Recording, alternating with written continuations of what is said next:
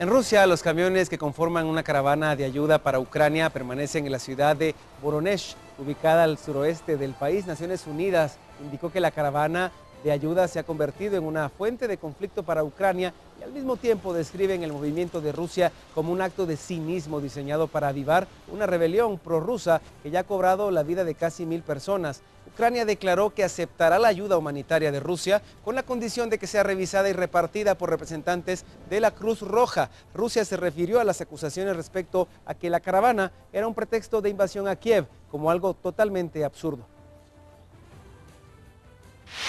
En Texas, Estados Unidos, un cocodrilo fue encontrado en las afueras de una escuela de secundaria. El hecho insólito ocurrió mientras que los profesores se preparaban para iniciar el nuevo año académico. En el video se observa el enfrentamiento entre los agentes de la policía y el animal. La captura tomó varios minutos hasta que finalmente fue capturado y trasladado por oficiales a la parte trasera de una patrulla. En Grecia, en la región de Macedonia, el gobierno anunció que arqueólogos desenterraron una antigua tumba que se distingue por 2 esfinges y trazos en las paredes que datan de 300 a 325 años antes de Cristo, lo cual marca un importante descubrimiento de la temprana época helenística. Un funcionario del Ministerio de Cultura indicó que hasta ahora no hay evidencia de un vínculo directo con Alejandro el Grande, que murió en el año 323 antes de Cristo, luego de una campaña militar sin precedentes a través del Medio Oriente, Asia y el noreste de África. Un segundo funcionario manifestó que la tumba pareciera ser de un macedonio proveniente de la época. Los arqueólogos que comenzaron la excavación de la tumba en 2012 indicaron que esperan entrar al interior de ella antes de fin de mes para finalmente determinar quién se encuentra enterrado en ese lugar. Ese es el gran enigma, ese es el misterio. Son las 7:36 noticias del mundo aquí en Viva la Mañana. Bueno, muchas gracias por la información. 7:36 minutos. Hay que continuar con algunos otros datos importantes. La actividad deportiva relevante de lo que está ocurriendo en Guatemala hay que destacarla. Y también en el mundo, así que vamos a ver qué nos cuenta Lorena.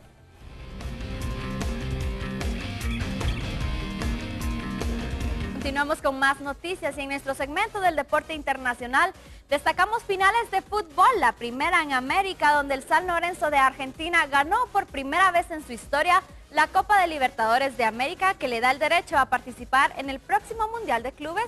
Y en Europa, en Borussia Dortmund se adjudicó por segunda ocasión consecutiva la Supercopa de Alemania ante el Bayern Múnich.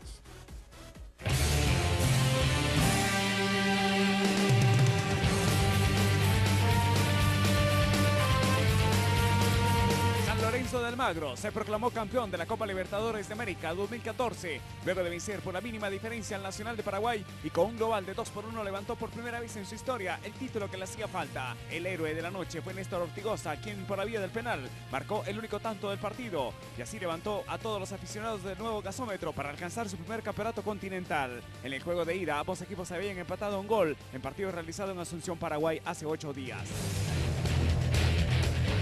El Borussia Dortmund ganó por segundo año consecutivo la Supercopa de Alemania, luego de vencer 2-0 al Bayern Múnich. Las anotaciones del encuentro llegaron al minuto 23, vía Henrik Mkhitaryan, que sacó un potente disparo y la mandó al fondo de la red.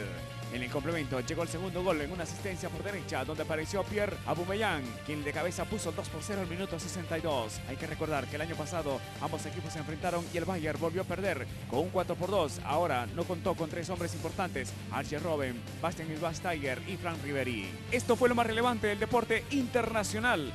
Para Viva la Mañana, Luis López.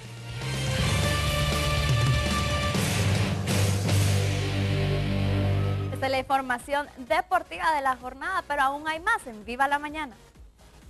Bueno, muchas gracias por la información, Lorraine Quinto. Y como es habitual, los días jueves hablamos de temas económicos relevantes. El director ejecutivo de la Cámara de Industria nos acompaña, Javier Cepeda, para hablar de esto, ¿verdad? Por supuesto, y le damos la bienvenida siempre con temas interesantes y que nos afectan realmente a todos los guatemaltecos. Javier, buenos días, bienvenido. Buenos días, muchas gracias. Que encontramos recurrentemente en los medios de comunicación, el tema de las extorsiones y cómo esto afecta en muchos sentidos, ¿verdad? No solamente a los perjudicados directamente, sino a la sociedad en general. Exacto, precisamente de eso queremos hablar hoy, el tema de las extorsiones en Guatemala, cómo esto ha venido afectando y ha venido incrementándose particularmente durante los últimos años. Lamentablemente en muchos de los casos no se ven resultados, sobre todo en cuanto a las denuncias que se generan.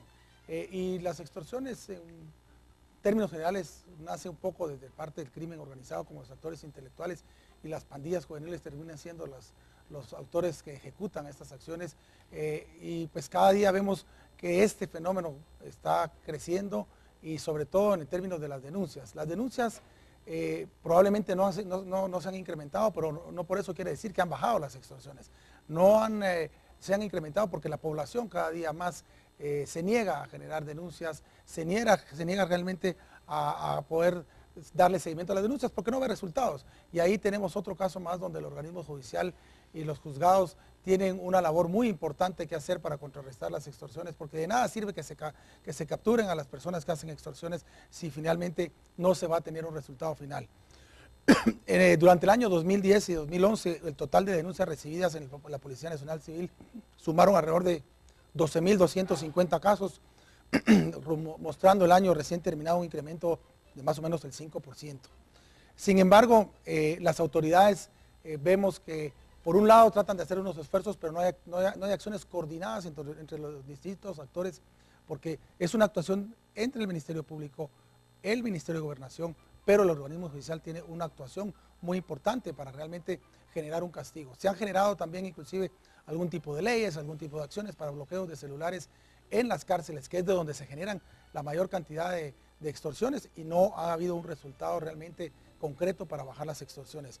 Desde un chip, por ejemplo, se generan alrededor de 6.000 llamadas de extorsiones, la mayoría de las cuales, como hemos dicho, se generan en las cárceles mismas. Un informe inclusive de la AmCham, de la Cámara Guatemalteca Americana, reveló que a finales de junio que las compañías de transporte generan o más o menos gastan alrededor de 1.900 millones de quetzales en temas de seguridad o en temas de proteger sus flotillas de transporte.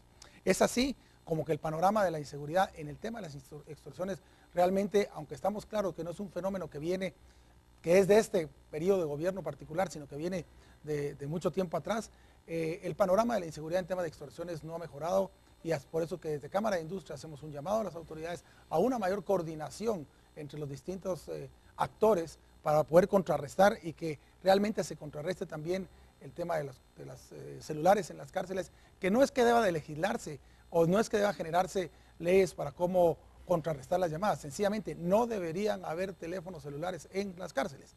El sistema penitenciario tiene una gran labor que hacer, hay una gran responsabilidad, y hay que entrarle de lleno para que las extorsiones no sigan siendo un mal que siga causando no únicamente un impacto económico, sino que realmente pérdidas humanas que diariamente vemos que afectan a la ciudadanía.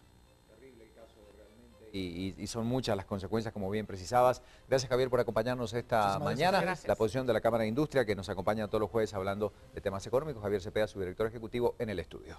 Cuando son las 7:42 tenemos que hacer una pausa comercial. Enseguida regresamos con otra información. Tema importante que esta mañana ponemos en contexto, pero todavía queda un largo camino por recorrer hasta las 10 de la mañana. Estamos compartiendo con ustedes las noticias.